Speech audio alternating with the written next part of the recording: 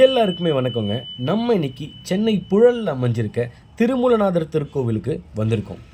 இந்த கோவில் சென்னை புழல் ஜெயிலுக்கு நேர் எதிர் ரோட்டில் அமைஞ்சிருக்கு.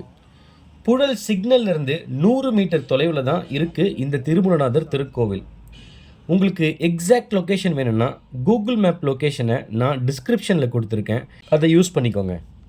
சரி, இந்த திருமூலநாதர் திருக்கோவிலில் சாமிலாம் கும்பிட்டு முடிச்சதுக்கு அப்புறம் இந்த கோவிலில் என்னெல்லாம் இருக்கு, இங்க என்னெல்லாம் பார்க்கலாம் அப்படின்றத நான் லைனா சொல்றேன், கேளுங்க.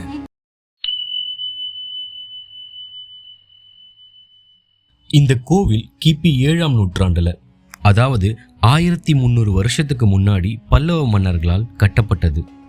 பல்லவ மன்னர்களால் கட்டப்பட்டிருந்தாலும் சோழ மன்னர்கள், விஜயநகர பேரரசோட மன்னர்கள் இவங்க காலத்துல இந்த கோவில் புதுப்பிக்கப்பட்டிருக்கிறதுக்கான நிறைய ஆதாரங்கள் இங்க இருக்கு. அப்ப வாழ்ந்த நம் முன்னோர்கள் ஆயக்கலைகள் 64லையும் எப்படி கை தேர்ந்து இருந்தாங்கன்றத இந்த கோவிலில் இருக்க சிற்பங்களை வச்சு நாம தெரிஞ்சுக்கலாம். ரொம்பவே அழகான சிற்பங்கள், ரொம்பவே நுணுக்கமான சிற்பங்கள்லாம் இந்த கோவிலில் நிறையவே இருக்கு. அதை இந்த வீடியோ ஃபுல்லாக நான் காமிக்கிறேன், வாங்க போகலாம். மனநலம் பாதிக்கப்பட்டவர்கள் ஆர் ரொம்ப டிப்ரெஷனாக, ரொம்ப மைண்ட் ஸ்ட்ரெஸ்டாக இருக்கவங்க இந்த கோவிலுக்கு கண்டிப்பாக போகணும். அவங்களுக்காகவே ரொம்ப ஸ்பெஷலாக, அதாவது ஒரு மெடிசன் மாதிரி இந்த திருமூலநாதரை சித்தர்கள் பிரதிஷ்டை பண்ணியிருக்காங்க. ஆமாங்க, இது ஒரு சித்தர்களால் பிரதிஷ்டை செய்யப்பட்ட சிவலிங்கம். இந்த கோவிலில் இருக்க சிற்பங்களை பார்த்தா அதை நீங்களே தெரிஞ்சுக்கலாம்.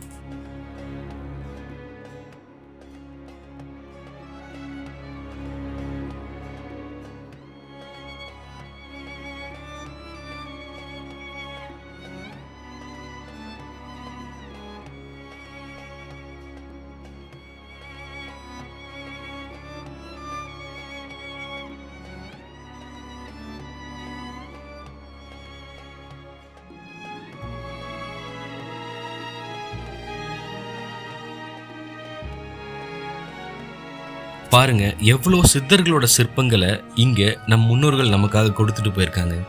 இதெல்லாம் இந்த சிவலிங்கம் சித்தர்களால் பிரதிஷ்டை செய்யப்பட்டது அப்படின்றத காமிக்குது. அது மட்டும் இல்லாம இங்க திருமூலர், அகத்தியர் போன்ற சித்தர்கள்லாம் வந்து இந்த சிவபெருமானை வழிபட்டிருக்காங்க. சித்தர்கள் அப்படின்னு சொன்னா அவங்க வெறும் சிவனடியார்களோ இல்லை சிவபக்தர்களோ கிடையாதுங்க. லிட்ரலி அவங்க அந்த காலத்து சயின்டிஸ்ட், டாக்டர்ஸ், அதையும் மீறி பிரபஞ்ச ரகசியத்தை தெரிஞ்சவங்க.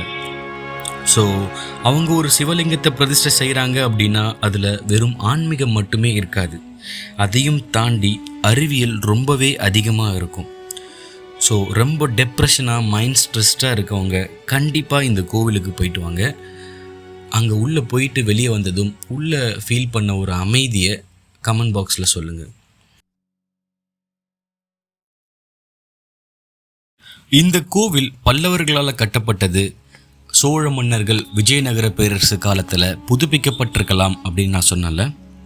இதை பாருங்க, ராஜேந்திர சோழன் காலத்தில், அதாவது கிபி 12ஆம் நூற்றாண்டில் பொறிக்கப்பட்ட ஒரு கல்வெட்டு இந்த கோவிலில் கிடைச்சிது.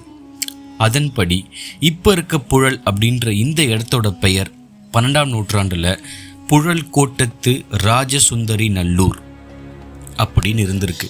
அதுதான் காலப்போக்கில் சுருங்கி ஷார்ட்டாக இப்போது புழல் அப்படின்னு இப்போது நம்மளால் அழைக்கப்படுது.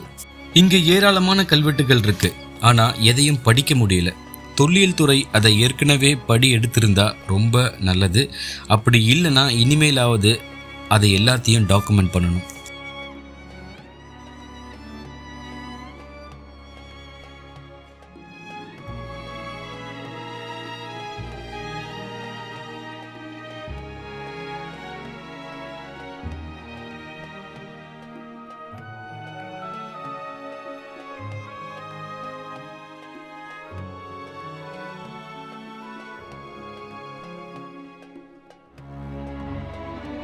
சரி, ரொம்ப முக்கியமான ஒரு சிற்பத்தை நான் உங்களுக்கு காமிக்கணும்.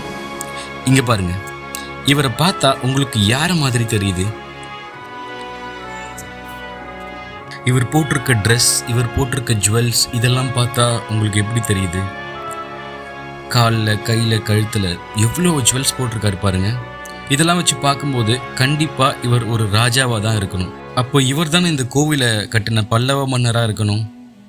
நீங்கள் இந்த கோவிலுக்கு போய் இந்த சிற்பத்தை பார்த்துட்டு உங்களுக்கு என்ன தோணுதுன்னு கமெண்ட்டில் சொல்லுங்கள்.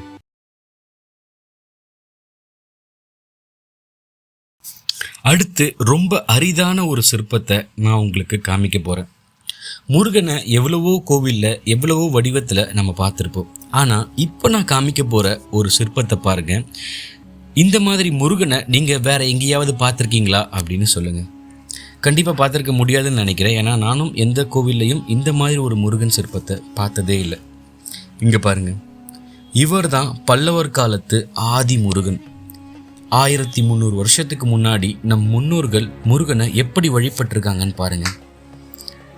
இது இந்த கோவிலில் மட்டுமே இருக்கும். இது இந்த கோவிலோட பொக்கிஷம். நீங்கள் இந்த கோவிலுக்கு போகும்போது கண்டிப்பாக இந்த முருகனை மிஸ் பண்ணாமல் பாருங்கள். ஏன்னா இந்த சிலையை நீங்கள் வேறு எங்கேயுமே பார்த்துருக்க முடியாது. அவ்வளோ ஒரு அழகான அரிதான முருகன் சிலை இந்த கோவிலில் மட்டுமே இருக்குது. இதுக்காகவே இந்த திருமூலநாதர் கோவிலுக்கு நீங்கள் கண்டிப்பாக போகணும்.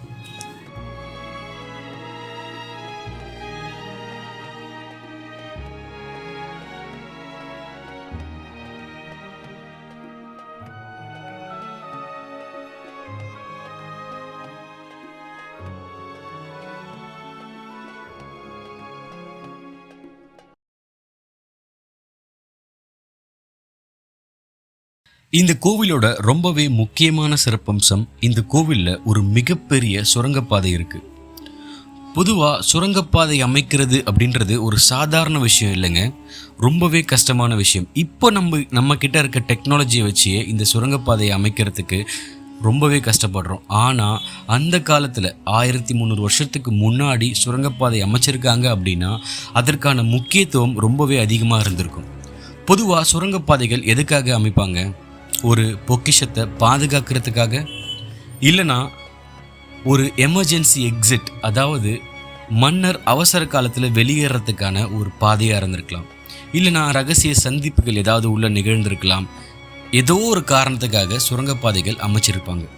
ஆனால் இந்த கோவிலில் சுரங்கப்பாதை எதுக்காக அமைச்சிருப்பாங்க அப்படின்றத யோசிச்சா இந்த கோவில் அந்த காலத்தில் எவ்வளோ ஒரு முக்கியத்துவம் வாய்ந்ததாக இருந்திருக்கணும். இங்கே பொக்கிஷங்கள் இருந்திருக்கலாம், இல்லை மன்னர்கள் அடிக்கடி வந்துட்டு போகிற ஒரு கோவிலாக இருந்திருக்கலாம், என்னவா வேணா இருக்கலாம். ரொம்ப முக்கியமான கோவில் அப்படின்றது மட்டும் இங்கே சுரங்கப்பாதை இருக்கிறத வச்சு நம்ம தெரிஞ்சுக்கலாம். இந்த சுரங்கப்பாதை இந்த கோவில் கருவறைக்கு பக்கத்தில் அமைச்சிருக்காங்க. தொல்லியல் துறை மூலமாக இதுக்குள்ளே போய் ஆராய்ச்சி செய்ய முடிவு பண்ணியிருக்காங்க. ஆனால் இந்த சுரங்கம் ரொம்ப பெருசாக போய்கிட்டே இருந்ததால் வெளியே வந்துட்டாங்க. அது மட்டும் இல்லாமல் இதுக்குள்ளே மற்ற யாரும் போயிடக்கூடாதுன்றதுக்காக இந்த சுரங்கத்தையும் க்ளோஸ் பண்ணிட்டாங்க. ஆனால் செவிவழி கதையாக இந்த டனல் இங்கிருந்து 2 பிளேஸ்க்கு போகிறதா சொல்கிறாங்க. ஒன்று, இங்கிருந்து 14 கிலோமீட்டர் தொலைவில் இருக்க திருவொற்றீஸ்வரர் கோவிலுக்கும், இன்னொன்று இங்கிருந்து 17 கிலோமீட்டர் தொலைவில் உள்ள திருவுடையம்மன் திருக்கோவிலுக்கு போகிறதா சொல்கிறாங்க. சரிங்க, இந்த வீடியோவை நான் இத்தோட முடிச்சுக்கிறேன். நீங்களும் இந்த அழகான அற்புதமான கோவிலுக்கு போயிட்டு வந்து உங்கள் எக்ஸ்பீரியன்ஸை கமெண்ட்ஸில் ஷேர் பண்ணுங்கள். இதே மாதிரி இன்னொரு பதிவில் சந்திப்போம். தொடர்ந்து தேடுவோம், தெளிவோம். நன்றி.